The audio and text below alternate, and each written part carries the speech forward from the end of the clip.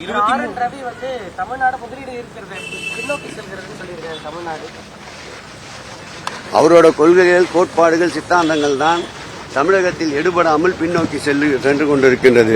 தமிழகம் முன்னோக்கித்தான் சென்று கொண்டிருக்கின்றது. பிரதமர் 23 சென்னை வராரு. எப்போதெல்லாம் தேர்தல் வருகிறதோ அப்போதெல்லாம் பிரதமருடைய வருகையை அதிக அளவு எதிர்பார்க்கலாம். பிரதமர் ஒருபுறம் வருவார், உள்துறை அமைச்சர் அமித்ஷா மறுபுறம் வருவார். ஒட்டுமொத்த கேபினெட்டும் தமிழகத்தை நோக்கி படையெடுக்கும்.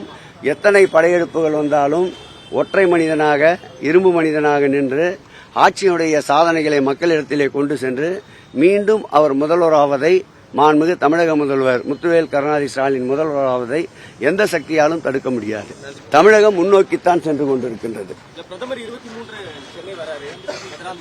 எப்போதெல்லாம் தேர்தல் வருகிறதோ அப்போதெல்லாம் பிரதமருடைய வருகையை அதிக அளவு எதிர்பார்க்கலாம். பிரதமர் ஒருபுறம் வருவார், உள்துறை அமைச்சர் அமித்ஷா மறுபுறம் வருவார். ஒட்டுமொத்த கேபினெட்டும் தமிழகத்தை நோக்கி படையெடுக்கும்.